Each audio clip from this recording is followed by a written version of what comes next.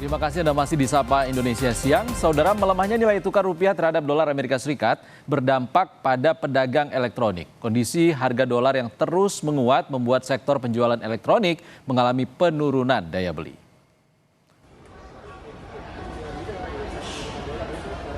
Di pusat perbelanjaan elektronik terbesar di Jakarta, Harko Mangga 2 terlihat penurunan daya beli masyarakat.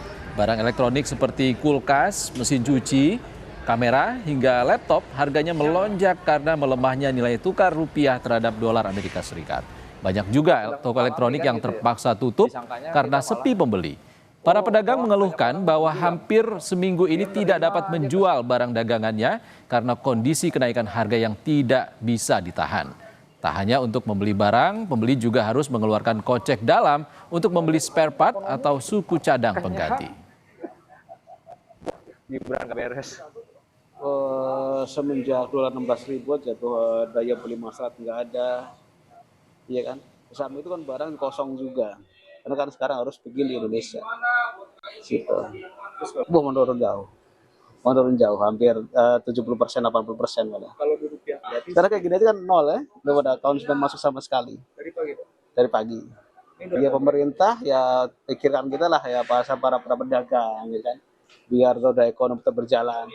Dolar turunkan itu, biar ada daya beli masyarakat naik lagi, ada duit lah mereka itu.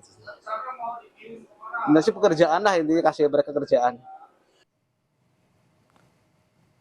Lalu bagaimana pantauan harga barang elektronik di Glodok, Jakarta Barat? Langsung saja kita sapa jurnalis Kompas TV, Tifal Solesa dan juru kamera Junaidi Saputra. Selamat siang. Tifal, apa benar harga elektronik di Jakarta saat ini terdampak melemahnya rupiah? Lalu bagaimana daya beli konsumen?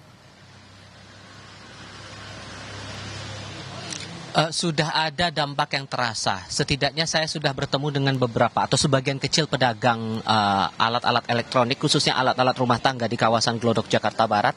Dan dalam beberapa kesempatan mereka bercerita kepada saya ada sejumlah alat elektronik yang harganya sudah mulai ada penyesuaian alias ada peningkatan. Ini salah satu toko yang saya temui di kawasan Glodok menjual beberapa alat rumah tangga mulai dari mesin cuci, pendingin ruangan, sampai juga kulkas. Nah, ada beberapa item produk yang sudah mulai ada penyesuaian harga di sini dan Mbak Agnes akan bercerita lebih banyak di sini dan berkenan untuk berbagi dengan saya di kesempatan siang hari ini. Tadi kita sebelum laporan langsung ini sempat berbagi cerita ya Mbak ya, sudah mulai ada beberapa produk yang naik harganya. Apa-apa saja itemnya itu Mbak? Yang paling ini sih sebenarnya kulkas ya. Untuk kulkas itu emang sudah ada kenaikan seperti yang mungkin yang dari harganya 1,7 bisa jadi sekitar 2 jutaan gitu. Dan itu rata-rata berarti paling tinggi naik berapa persen atau berapa ratus ribu? Sekitar 200 sampai 300 ribu. Oke. Tergantung merek, tergantung ukuran juga. Jadi ya nggak semua ukuran itu naiknya sama, tapi ada untuk yang paling kecil aja bisa naik sekitar 200 ribuan. Oke, itu untuk kulkas. Kalau AC, pembersih ruangan, pengisap debu, dan mesin cuci ini ada ngaruh juga nggak? Ada. Berapa rata-ratanya? Bisa naik sekitar 150 atau 200. Dan itu baru terjadi sekarang karena kan tren pelemahannya kan lagi intens beberapa hari ke belakang. Atau jangan-jangan sebelum-sebelumnya juga mulai ada kenaikan juga, Mbak? Sebelum ada, cuman nggak terlalu parah kayak yang sekarang-sekarang ini terjadi ya. Yang sekarang-sekarang ini yang mungkin karena dolar naik juga, mungkin itu ada pengaruhnya. Kalau yang kemarin-kemarin sih cuman imbas dari COVID, itu aja sih. Jadi tapi juga naiknya nggak yang hampir berapa bulan dia harga naik, enggak. Untuk dolar ini kemarin sudah terjadi kenaikan di awal bulan Mei dan akan terjadi lagi kenaikan di awal bulan Juni. Oh, itu kenaikan bulan Juni kemungkinan berapa persen dan untuk produk apa, Mbak? Jenis apa? Untuk berapa persennya kita masih belum tahu karena belum ada info juga dari pabrik. Untuk itemnya biasanya sih di kulkas, mesin cuci, sama AC. Oke. Dan saya lihat dari 2 jam yang lalu kita ketemu sampai sekarang belum ada pembeli ya Mbak. Ini memang trennya lagi begini karena kebetulan masalah tren pelemahan rupiah atau emang udah lama atau gimana sih Mbak? Untuk di daerah Glodok itu terjadi dari tahun 2022. Dari Oh, era setelah COVID. Ya, setelah COVID itu memang kita jarang ada pengunjung, jadinya biasanya kita bermodalkan database yang lama jika mungkin pelanggan lama atau biasanya si by phone atau gitu-gitu aja sih. Kalau untuk kita ada pengunjung datang itu jarang di Glodok. Bahkan saya lihat tadi ada satu pengunjung yang sebatas cari produk doang, kalau nggak ada ya udah aja cabut begitu ya? Iya, betul. Dan rata-rata mereka cuma mau lihat barang.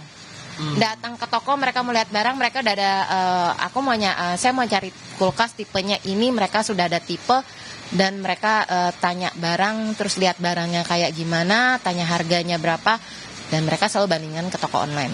Biasanya sih seperti itu. Oh, oke. Sehingga menurut Mbak, kondisi yang ada sekarang menguatnya dolar betul-betul terpengaruh terhadap penjualan Mbak selama ini, bahkan setelah COVID sampai detik ini pun juga masih kerasa efeknya? Ya, masih kerasa dan belum ada perubahan sih sama sekali, malah istilahnya banyak keluhan dari customer kenapa harga naik, itu sih sebenarnya. Ngaruh ke omset jelas ya? Jelas. Berapa persen ngaruhnya? Wah, kalau berapa persennya bisa sekitar 20-30% ada. Oke. Mbak, terima kasih ya sudah mau berbagi cerita bersama saya kali ini. Kira-kira gambarannya untuk pedagang lain juga demikian, ada efeknya terhadap nilai jual, harga makin naik, tapi jumlah pembeli antara berkurang, bahkan tidak ada, Ihsan. Baik, terima kasih Tifal Solesa, informasi langsungnya dari Glodok, Jakarta Barat. Tifal Solesa dan Junaidi Saputra langsung dari Glodok. Terima kasih kawan-kawan.